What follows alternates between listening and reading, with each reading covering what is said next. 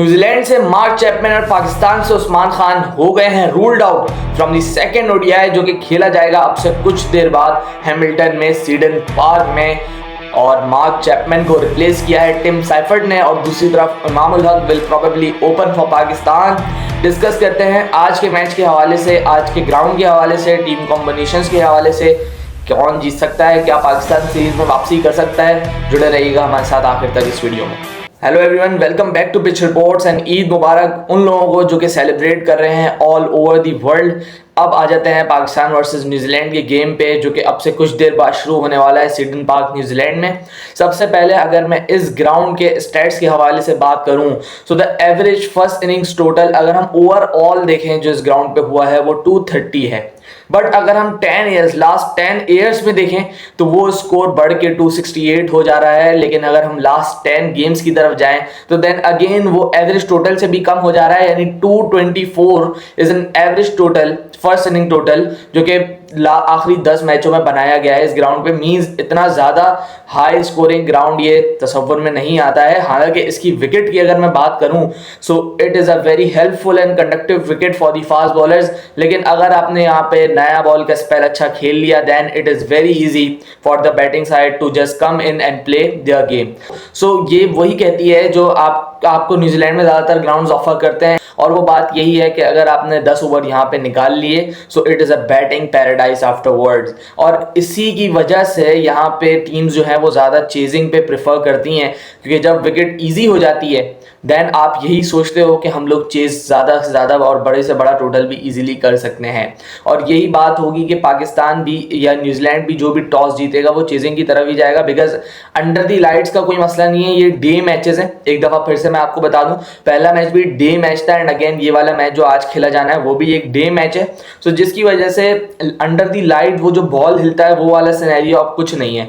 अब सिर्फ यही है कि आपका नया बॉल पहली इनिंग में भी हिलना है और दूसरी इनिंग में भी हिलना ही है। सो किस तरीके से आपके openers and top order specifically नया बॉल फेस करता है वो ज्यादा इंपॉर्टेंट हो जाएगा। और अगर नया बॉल का बर्स्ट कोई भी टीम सह जाती है, even if they are able to play 15 to 20 overs without any loss और 1 और 2 लॉस और 100 स्कोर करते हैं, 90 स्कोर करते हैं, जिस तरीके से पिछली दफा न्यूजीलैंड ने किया था, they will be able to construct on a big score today. सो अब बात कर लेते हैं जरा बाउंड्री डायमेंशंस की। तो दोनों जगह जो आपका स्ट्रेट एंड आपको मिल रहा है वो 69 और 65 मीटर्स का स्ट्रेट आपको मिल रहा है अगर आप दोनों एंड्स की हिसाब से बात करें तो, which is not long enough. लेकिन हमने पिछले मैच में देखा था जो पिछले मैच का स्ट्रेट था वो काफी लंबा था, वो ऑलमोस्ट 75 मीटर्स टच कर रहा था एंड उसके काउ कॉर्नर्स भी काफी ज्यादा लंबे थे, because it was rugby field, it was a rugby field, उसी के लिए इस्तेमाल होता था वो ग्राउंड। सो उसी वजह से वहां पे जो डायमेंशन हम देख रहे थे वो अलग अलग जगह से बहुत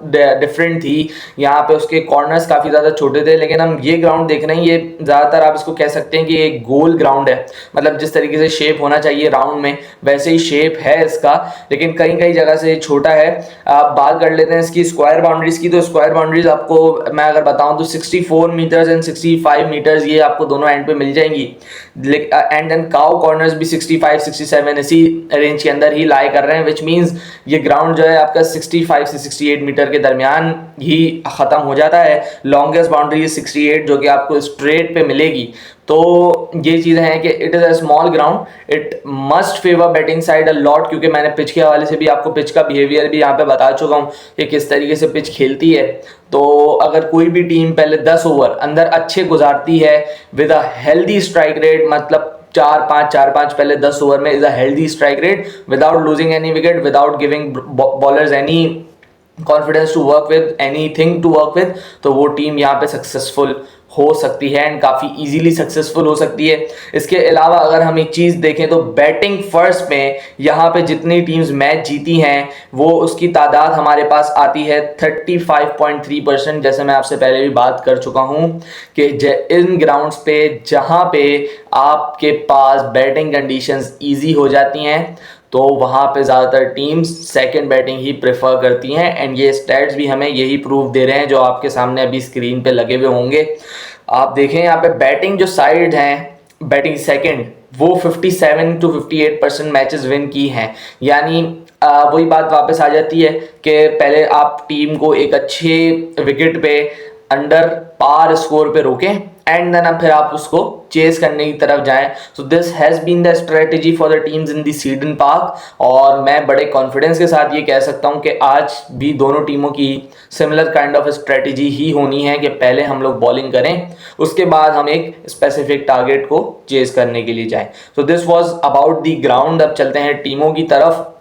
तो भैया पाकिस्तान में एक सबसे बड़ा चेंज यही आने वाला है कि उस्मान की जगह आपको दिखेंगे इमामुल हक, जिनको वापसी लाया गया था इंडिया के मैच से पहले और वहाँ पे कुछ अच्छी परफॉर्मेंस नहीं थी, तो यहाँ पे सोचा इमाम को चांस देते हैं. और वैसे भी इमामुल हक इंजर्ड थे फर्स्ट ओडीआई में. इमामुल हक की तबीयत नासाज थी, कुछ थोड़ा सा टेयर था इन हिज टिश्यूज़, जिसकी वजह से वो बाहर थे टीम से फॉर द फर्स्ट ओडीआई. लेकिन अब जब उस्मान खान का मसला आया है तो उस्मान खान की जगह इमाम रिप्लेस करेंगे. सो वो जो अप्रोच है अब वो नहीं देखने को मिलेगी जो उस्मान खान लेके आते थे. अग्रेसिव अप्रोच और फेयरलेस क्रिकेट वो शायद हमें ना देखने को मिले. बेटर टेक्निक वाइज क्रिकेट हमें देखने को मिल जाए दोनों ओपनर्स की जानिब से. अब्दुल्ला भी टेक्निक में पूरा है, इमाम भी टेक्निक में पूरे. लेकिन अब देखते हैं कि पावर प्ले में किस तरीके से स्कोर करते हैं, कितना स्कोर करते हैं, क्या वो 60-65 रन तक पहुंच पाते हैं या इवन 55 to 60 रन तक पहुंच पाते हैं विद इमाम एंड अब्दुल्ला. क्योंकि दोनों आप देखेंगे सेम स्टाइल ऑफ प्लेयर्स हैं, दोनों टाइम लेते हैं अपना, दोनों टाइम लेके खेलते हैं, एक दूसरे को कॉम्प्लीमेंट नहीं करेंगे दोनों. जैसे या इमाम और फखर करते थे या अब्दुल्ला और फखर करते थे, तो Fakhar had different style of play from these two, जिसकी वजह से अच्छा कॉम्प्लीमेंट हो जाया करता था. लेकिन अब ऐसा नहीं है. सो लेट्स सी किस तरीके से बारी लेके चलते हैं दोनों, क्योंकि अब्दुल्ला को भी आदत अभी रिसेंट टाइम में साइम की ही होगी और Saim was the one who was the aggressor. जिस तरीके से हम बात कर रहे हैं फखर की, वही रोल साइम अदा करता था एंड अब्दुल्ला फिर बैक सीट पे चला जाता था, वो अपना टाइम लेता था and then afterwards after taking time वो भी पार्ट कैरी ऑन करता था अपना. लेकिन अब नया चैलेंज है, नई कॉम्पोजिशन है, नए ओपनर है, नया पेयर है. सो इसको देखना पड़ेगा. दोनों प्लेयर के पास अपॉर्चुनिटी है क्योंकि they have not been a fix part of the Pakistan team in the recent times. दोनों का एक समझ लें आप कमबैक सीरीज ही है. सो दोनों के ऊपर प्रेशर भी होगा और एक चांस भी है, एक अपॉर्चुनिटी भी है टू प्रूव देमसेल्फ एंड अपनी जगह वापस पक्की करने के लिए इस टीम में. फिर अगर बात कर लें न्यूजीलैंड के लिए, बहुत बड़ा धचका यहाँ पे ये है कि mark Chapman the Centurion from the last game, और सेंचुरी से बढ़कर जो इनिंग मार्क चैपमैन ने खेली थी वो one of the best innings थी. मैं आपको बताऊं तो अगर आप बैटिंग देखें उसकी कितनी डिफिकल्ट सिचुएशन में आया था एंड टिपिकल ओडीआई नॉक थी. पहले उसने अपना टाइम लिया एंड देन उसने एक्सेलरेट करके उस इनिंग्स को बहुत बड़ा बनाया. So that was a very good innings और यहाँ पे धचका लगेगा जरूर न्यूजीलैंड को. टिम साइफर्ट जरूर इन हुए हैं लेकिन मार्क चैपमैन की कमी आई डोंट थिंक वो पूरे कर पाएंगे. टिम साइफर्ट मेरे ख्याल से एक छोटी इनिंग का ज़्यादा तगड़ा प्लेयर है, जैसे T20I हो गया या पिंच हिटिंग का आप कह लें. लेकिन मार्क चैपमैन एक कंप्लीट बैट्समैन है जो कि इनिंग बनाना भी जानते हैं. सो लेट्स सी इस गैप को कैसे फिल आउट करती है न्यूजीलैंड टीम. और दूसरी तरफ मैं समझ रहा हूँ 2 more changes apart from Usman Khan Pakistan में होनी चाहिए. वो यही होनी चाहिए कि इरफान खान की जगह खुशदिल को इन करें एंड मोहम्मद अली की जगह वसीम जूनियर को इन करें. That will give your batting a depth as well as आपके बॉलिंग ऑप्शंस को भी अच्छा खासा बढ़ाएगी ये वाली चेंजेस. क्योंकि आपके पास आप नहीं जा सकते 5 बॉलर्स के साथ, जैसे आपने पिछले मैच में खमियाजा भुगता, इस मैच में भी आप भुगत लेंगे अगर आपने ये बात नहीं सुनी या आपने इस बात पे अमल नहीं किया. उस्मान खान अगर बाहर हुआ है तो उसकी जगह इमाम आ रहे हैं एंड देन आप देखें कि Irfan Khan will be replace by Khushdil Shah. Khushdil Shah 4-5 over कर सकता है, सलमान अली आगा 4-5 ओवर कर सकता है, Waseem junior is a complete bowler. और हमें क्या होगा कि वसीम के ऐड होने से हमारे पास नंबर 8 तक रिलायबल बैटिंग हो जाएगी. हम ये कह सकते हैं हाँ यार एक वसीम है जो ऑलराउंडर है, अगर ज़रूरत पड़े तो वसीम परफॉर्म कर सकता है.